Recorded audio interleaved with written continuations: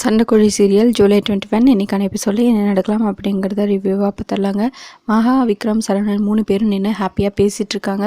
அப்போது விக்ரம் இந்த கல்யாணத்தை எப்படியாவது நிறுத்தி ஆகணும் அப்படின்னு சொல்ல, எப்படி முடியும், இதுக்கு எல்லாரும் எப்படி ஒத்துப்பாங்க அப்படின்னு மகா கேட்டுட்ருக்க.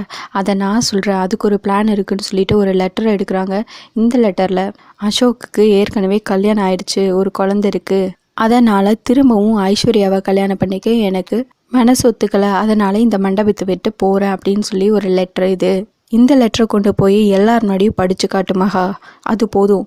சரவணா, நீங்கள் என்ன பண்ணுறீங்கன்னா, எல்லார்கிட்டையும் ஐஸ்வர்யாவை கல்யாணம் பண்ணிக்கிறதுக்கு விஜய்க்கும் விருப்பம் இருக்குது, அதனால் ஐஸ்வர்யாவை விஜயை கல்யாணம் பண்ணிக்குவான் அப்படின்னு சொல்லுங்கள். அப்போ இந்த கல்யாணம் தன்னால் நடந்த மாதிரி இருக்கும், யாருக்கும் எந்த டவுட்டும் வராது, நம்மளும் மாட்டிக்க மாட்டோம் அப்படின்னு விக்ரம் சொல்லிகிட்ருக்க. கரெக்டாக அந்த டைமில் அசோக் வந்து என்ட்ரி கொடுக்குறாங்க.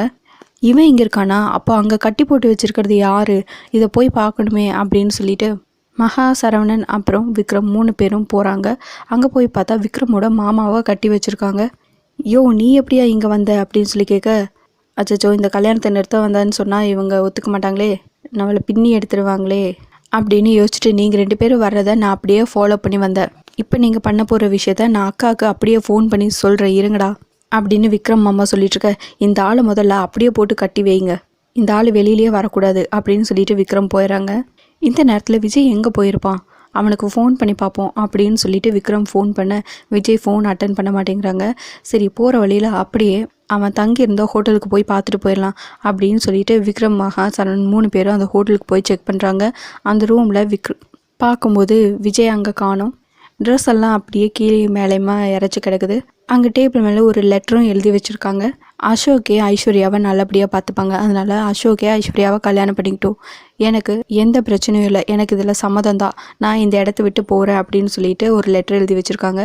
அதை பார்த்ததுமே விக்ரம் மகா கிட்ட அப்படியே எக்ஸ்பிளைன் பண்ணுறாங்க. அச்சச்சோ, நம்ம இவ்வளோ கஷ்டப்பட்டது வீணாக போயிடுச்சே அப்படின்னு சொல்லிட்டு இருக்க. அதெல்லாம் ஒன்றும் வீணாக போகலை, ஏன்னா இது என் தம்பி கையெழுத்தே கிடையாது அப்படின்னு விக்ரம் சொல்லிட்டு இருக்க. சரி, முதல்ல விஜய் போய் தேடுவோம் அப்படின்னு சொல்லிட்டு அவசரமாக கிளம்புறாங்க. மண்டபத்துக்கு போய் அசோக்கை பார்த்து, விஜய் எங்க, அவனை என்ன பண்ணுன அப்படின்னு சொல்லி கேட்டுட்ருக்க. இது வரைக்கும் ஒன்றும் பண்ணல, இனிமேல் அவனை ஏதாவது பண்ணுறதும் பண்ணாமல் இருக்கிறதும் உங்கள் கையில் தான் இருக்குது. அது எப்படிரா, ஐஸ்வர்யாவை நான் கல்யாணம் பண்ணிக்கணும்னு நினச்சா நீங்கள் கல்யாணம் பண்ணிட்டு போயிடுவீங்க, நான் உங்களுக்கு வேடிக்கை பார்த்துட்ருக்கணுமா, நீங்கள் இங்கே ஏதாவது பிரச்சனை பண்ணணும்னு நினச்சிங்க, பிரச்சனை எல்லாமே விஜய்க்கு தான் அப்படின்னு சொல்லிட்டு இருக்க. மகா பலார்னு ஒரு ஆற வைக்கிறாங்க அசோக்கை. என்ன மகா இதெல்லாம் அப்படின்னு அசோக் கேட்க, மகா, எனக்கு எல்லா விஷயமும் தெரியும்டா, நீ ஐசக்காவை கல்யாணம் பண்ணுறதுக்காக என்னெல்லாம் பண்ணியிருக்க, ஆனால் நான் விக்ரம தப்பாக புரிஞ்சுக்கிட்டேன், இப்போ விஜய் எங்கே சொல்ல போகிறே இல்லையா அப்படின்னு சொல்லிட்டு அவங்க ஒரு சைடு அசோக்கை திட்டிகிட்டு இருக்காங்க. இப்போது விஜய் உங்களுக்கு உயிரோடு வேணும்னா நீங்கள் அமைதியாக இருங்க, இல்லைன்னா நடக்கிறதே வேற அப்படின்னு அசோக் சொல்லிடுறாங்க. இப்போ என்ன பண்ணுறதுன்னு தெரியாமல் மகா, விக்ரம், சரவணன் 3 பேருமே முழிச்சிட்ருக்காங்க.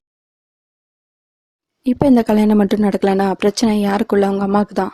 இவ்வளோ நாளாக யாருக்கும் தெரியாமல் மறைச்சி வச்சுருந்த ஒரு விஷயத்த இப்போ நான் உனக்கு சொல்கிறேன், அது என்னன்னா அப்படின்னு சொல்லிட்டு ஃப்ளாஷ்பேக் அப்படியே யோசிச்சு பார்க்குறாங்க அசோக்.